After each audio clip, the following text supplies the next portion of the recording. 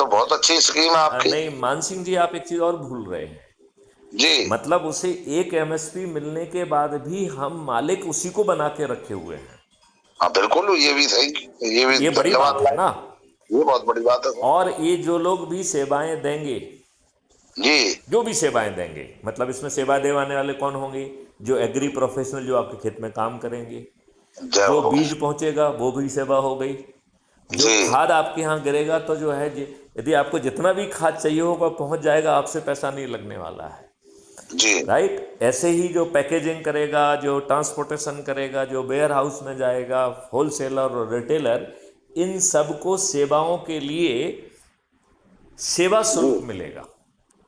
Sir मेरा एक अभी निवेदन सुन है। लो, इसको इसको जरा सुन लो, फिर इसके बाद पूछना। बोलो बोलो तो बोलो। इन्हें जो है सेवा शुल्क मिलेगा।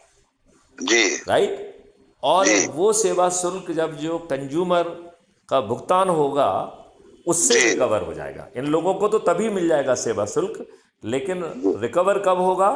जबकि जी कंज्यूमर उसे लेगा, और कंज्यूमर को अधिकतम 3 एमएसपी में मिलेगा। तो जी बची हुई 2 एमएसपी किसान के जी कॉस्ट सेटलिंग अकाउंट में जा रही है। और कॉस्ट सेटलिंग अकाउंट में जिसका भुगतान हो गया है, चाहे वो किसी से लोन लेके किया हो या बैंक से किया हो, उसका जी सेटलमेंट हो जाएगा। और जी। पैसा बचेगा तो किसान को और एक्स्ट्रा मिल जाएगा। अब बताइए, आपकी आमदनी 5 गुना हो गई कि नहीं हो गई? बिल्कुल हो गई सर, आपको कैसे कहीं हो? कर्ज लेना पड़ा क्या? अरे साहब सारी बीमारी खत्म। आप ये बताइए कि क्या आपको आत्महत्या करने की जरूरत होगी क्या? अजी आत्महत्या की वहां पे इतना टाइम होगा को कुछ भी और भी कुछ आगे अपना दिमाग फैला सकता है, कोई और नई भी नई चीज प्राप्त कर सकता है। किसानी तो वो सारी आप नहीं करती, आपके तो काम नहीं जो। केवल किसानों का ही फायदा नहीं है, जी इसमें गांव में रहने वाले सभी लोगों को 365 दिन का रोजगार मिलेगा। हाँ तो मिलेगा ही जी, वो तो जब काम कंपनी के होंगे तो। हाँ, ये कंपनी नहीं, उन्हीं की ही कंपनी होगी, किसानों की ही कंपनी बनेगी, जी जिसमें सर जो जी है सर। ना लोगों को सिखाया जाएगा और उनको जो है ना रिपेयर करना सिखाया जाएगा।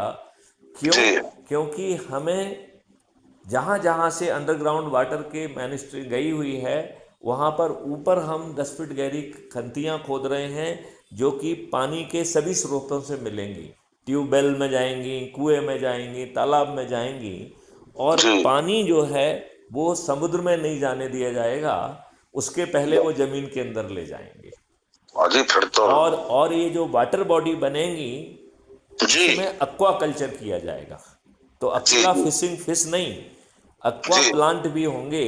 और